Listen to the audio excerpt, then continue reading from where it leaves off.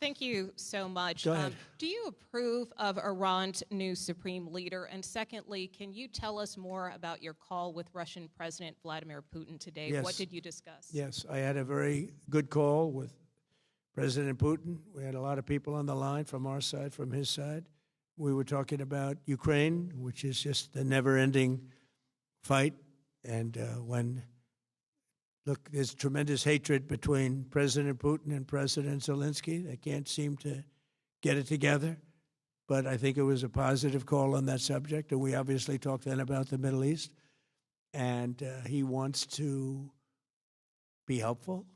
I said, you could be more helpful by getting the Ukraine-Russia war over with. That would be more helpful. But we had a very good talk, and he wants to be very constructive. Yeah, please. Yeah, please.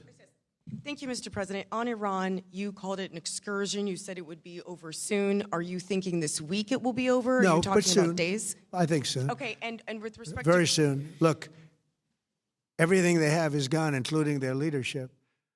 In fact, there are two levels of leadership, and even actually, as it turns out, more than that. But two levels of leadership are gone. Most people have never even heard about the leaders that they're talking about. So it's obviously been very, very powerful, very effective. To Cuba, you said that Cuba wants to make a deal. Yes. What would the United States get in return for that, and why should Americans trust Marco Rubio to negotiate it? Well, Marco Rubio is doing a great job. I think he's going to go down as the greatest Secretary of State in history. Look at what we've done as a presidency. Look at what we've done as an administration. They trust Marco, and so do the American people trust. He's been successful no matter where he's been. He also speaks the language, which is always nice and always helpful.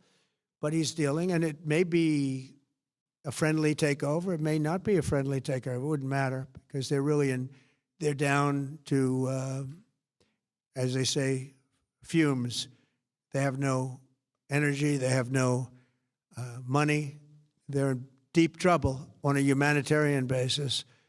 And we don't want to see that, but they were very, very bad to a lot of people, as you know, and a lot of people living the Cuban-American vote, which I got at record levels.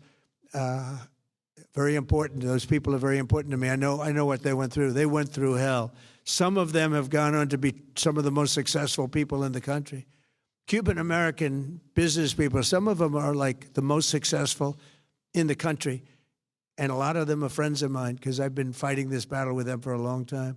The Castro regime was brutal, but they lived off Venezuela. Now they don't live off Venezuela. Sends them no energy, no fuel, no oil, no money, no nothing.